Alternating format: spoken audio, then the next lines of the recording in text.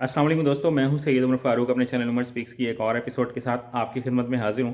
दोस्तों, आज की एपिसोड में सबसे पहले तो मरी में जो वाक़या पेश आया और जो लोग वहां पर जो जिनकी अमवात हुई हैं उनकी फैमिली के साथ ताज़ियत, और अल्लाह ताला जो लोग इस दुनिया से गए हैं उनकी मग़फ़िरत फ़रमाए और उनकी आगे की मंजिलें जो हैं वो आसान फ़रमाए। इस दुआ के साथ इस वीडियो का आगाज़ करते हैं। मैं ये इस टॉपिक पे वैसे वीडियो बनाना नहीं चाह रहा था, बट मुझे कंसिस्टेंटली कमेंट सेक्शन में कुछ मैसेजेस मिल रहे थे कि आपने इस हवाले से कोई बात नहीं की और इस बारे में बात ज़रूर करनी चाहिए। तो इस हवाले से हम किस बारे में बात करें? ज़रा दो तीन बातें हैं, क्विकली मैं वो करना चाहूँगा। कुछ सख्त बातें हैं, अगर बर्दाश्त कर सकें तो ये वीडियो कंप्लीट देखिएगा, ना कर सकें तो अभी इसको बंद कर दीजिएगा।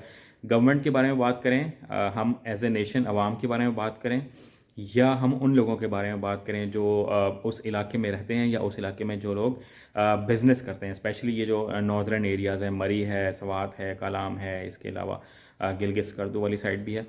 तो सबसे पहले अगर हम गवर्नमेंट की बात करें तो मेरे ख्याल में सबसे फ़जूल है उनके बारे में बात करना, क्योंकि 75 साल से जो कुछ हुकूमत काम कर रही है, तो आप इनसे क्या एक्सपेक्टेशन कर सकते हैं कि ये बहुत अच्छा काम करेंगे, बड़ी ज़बरदस्त वहाँ पे सर्विसेज होंगी?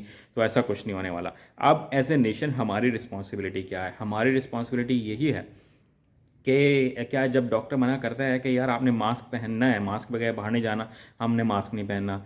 डॉक्टर कहते हैं कि वैक्सीन लगवाएं, हमने वैक्सीन नहीं लगवानी। डॉक्टर कहते हैं कि हमने नमक कम खाना है, हम कहते हैं नमक के बगैर टेस्ट नहीं आता। डॉक्टर कहते हैं कि हम चीनी का इस्तेमाल कम करें, हम कहते हैं चीनी के बगैर मीठे का मज़ा नहीं आता। डॉक्टर कहते हैं ऑयल कम इस्तेमाल करें, हम लोग कहते हैं कि ऑयल के बगैर भी कोई खाना पक सकता है क्या? तो जहाँ लोग इतने नॉन सीरियस हों तो वही यही काम करते हैं। ये जो कुछ हुआ है, ठीक है, हम उसके बारे में ज़रा बाकी इदारों की भी बात करें कि जो कभी आपने प्राइवेट सेक्टर में किसी सीएसपी ऑफिसर को देखा है लगते हुए? प्राइवेट सेक्टर इतना अच्छा काम क्यों कर रहे हैं?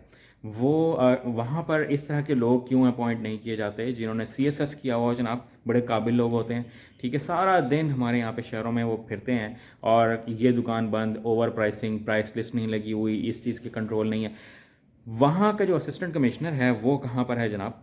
वो उसने क्यों नहीं कंट्रोल किया, प्राइस को क्यों नहीं कंट्रोल किया कि जहाँ पर 50,000 रुपये का कमरा, एक चाय का कप 500 रुपये का, ठीक है, तो ये कहाँ का इंसाफ है? जितने का मैट्रेस वहाँ पे एक रेंट पे मिलता है ना एक रात के लिए, उतने का यहाँ मुल्तान में ना नया मिल जाता है। तो ये किस तरह से काम करते हैं लोग? मैं तो हैरान हूँ कि हुकूमत कहती है कि हम कमेटी बनाएंगे। कमेटी पाकिस्तान में बनाने का मकसद पता है क्या होता है? कम मिट्टी। मतलब कि काम को अगर मट्टी करना हो, मलिया मेट करना हो, तो उसके लिए कमेटी बनाते हैं। फिर अपोजिशन कहती है कि यार हमें ना आप जुडिशल इंक्वायरी करके दें। पाकिस्तान में हज़ारों की तादाद में जुडिशल इंक्वायरीज़ हुई हैं, तो उनका क्या रिज़ल्ट निकला है सबके सामने है, ठीक है। सबसे पहले ये इंक्वायरी ना करें, ज़रा सिर्फ उन असिस्टेंट कमिश्नर साहब से पूछें जो उस इलाके के हैं कि भाई आप कहाँ थे, आप क्यों नहीं चेक करते? साल हर साल से वहाँ पर हज़ारों रुपए लोग बटोरते हैं। वो बिज़नेसमैन कहाँ के हैं? वो पंजाब के भी हो सकते हैं, वो किसी और इलाके के भी हो सकते हैं। ये जो कुछ वहाँ पे लोगों के साथ हुआ है ना, ये मैं ऑलरेडी फेस कर चुका हूँ और इसीलिए मैंने इन इलाकों का बाइकआउट किया हुआ है। मैं वहाँ जाता ही नहीं हूँ। आप वहाँ पर क्यों जाते हो उतने पैसे खर्च करके कि सिर्फ उन लोगों को नवाजने के लिए कि आप हमसे, हमारी जेब से पैसे निकाले जाएँ और आप करोड़ों अरबों पति होते जाएँ? तो इन इलाकों में हमें, मेरे ख्याल में तो बाइकआउट करना चाहिए, स्पेशली मरी का, कि जहाँ पर लोग इस कदर गंदे लोग हों कि चाहे वो बिजनेसमैन हो या वहाँ के रिहायशी हों, सॉरी टू से अगर किसी को मेरी बात बुरी लग रही है, कि जो धक्का लगाने के 10-10 हज़ार रुपये मांगे, ठीक है। आप वहाँ के हालात तो देखें यार, आपको कुछ खुदा का खौफ आना चाहिए कि हमारे यहाँ वैसे हालात ऐसे ही हैं, कहीं ट्रेन का कोई मसला हो जाए तो लोगों की मदद करने की बजाय वहाँ पर ये देखते हैं कि मुसाफिरों के पास सामान बहुत होगा, इसलिए ज़्यादा लोग पहुँच जाते हैं। लोग वीडियोज़ बनाने वहाँ पहुँच जाते हैं कि हमारे किसी सोशल मीडिया चैनल पे बहुत अच्छी चलेगी। तो इतनी जब नॉन सीरियस किस्म की हमारी जब कौम होगी तो हम उसको क्या कह सकते हैं? जब हुकूमत ने बताया, जब जो हमारा वेदर का जो महकमा है उन्होंने बताया कि बहुत कुछ ख़राब हो सकता है वेदर की कंडीशन, तो फिर इतने ज़्यादा लोगों को वहाँ पहुँचने की क्या ज़रूरत थी? मुझे तो ये बात समझ से बाहर है कि हम लोग क्यों या अपने आप को कंट्रोल नहीं कर पाते हैं एज ए नेशन। हम लोग इतने इररिस्पॉन्सिबल क्यों हैं?